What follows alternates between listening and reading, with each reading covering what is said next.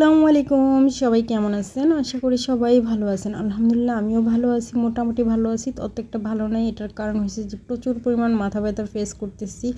এটা হইতে পারে আমার একটু খাবার দাবার একটু এর মাঝে গরুর মাংস, গরুর ভুঁড়ি এগুলো খাওয়া বেশি হয়ে গেছিলো। তারপরে লেট নাইট জেগেছিলাম, তারপরে স্ট্রেসটাও বেশি ছিল, তারপরে স্ক্রিন টাইম বেশি ছিল। স্ক্রিন টাইম বলতে মোবাইলে বেশি সময় কাটানো আর কি, অ্যাক্টিভ ছিলাম বেশি। তো যাই হোক, সব কিছু চিন্তা ভাবনা করে ভাবতেছি যে এখন কয়েকদিন টানা শুটকি, তারপর শাক সবজি একটু হালকা পাতলা খাবার খাবো, কারণ হেভি হেভি খাবার খাইলে ওগুলো আমি লোড নিতে পারি না, আমার একটু প্রবলেম হয়ে যায়, বিপি হাই হয়ে যায়, তারপরে চাপটাও বেশি থাকে। তো এই কারণে একটু নর্মাল খাবার। আর সে কারণে চিন্তা করে ভাবলাম যে রাত্রিবেলা এখন কী রান্না করবো। বাসায় যেহেতু শাক আছে আর কাঁঠাল বিচি আছে, তারপরে হয়েছে যে মন চাইলো যে ছোটোবেলায় এরকম খাইতাম, রান্না করতো যে খাইতাম শুটকি দিয়ে, কলমি শাক দিয়ে, আলু দিয়ে রান্না করতো, ওটা ভালো লাগতো।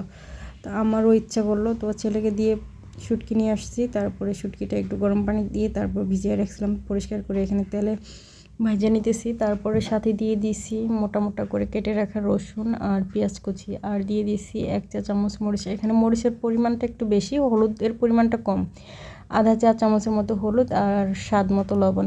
তারপরে একটু পানি দিয়ে মশলাটা কষিয়ে নিচ্ছি।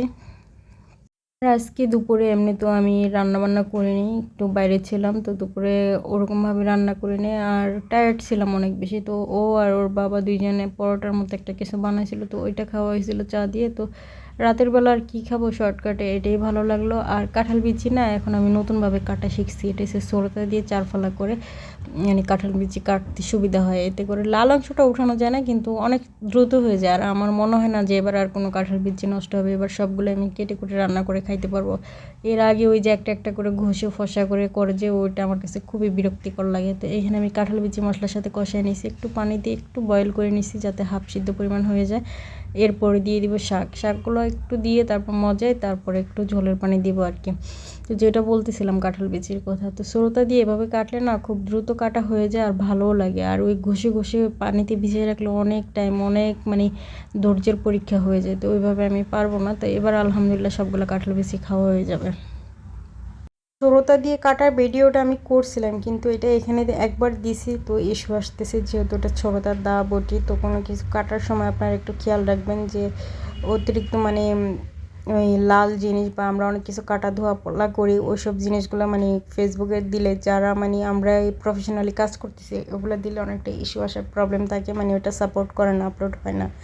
তো আমারটাও হয় নাই, তো আমি আবার পুনরায় আবার যাতে করে কোনো ইস্যু না আসে। আর এইদিকে আমার তরকারি রেডি হয়ে গেছে, মোটা চালের ভাত দিয়ে এরকম শুটকির তরকারি খাইতে আসলেই অনেক মজা লাগে, অনেক মজা হয়েছিল তরকারিটা। তো আল্লাহ হাফিজ বন্ধুরা, সবাই ভালো থাকবেন। ভিডিওটি ভালো লাগলে অবশ্যই লাইক কমেন্ট শেয়ার করে পাশে থাকবেন।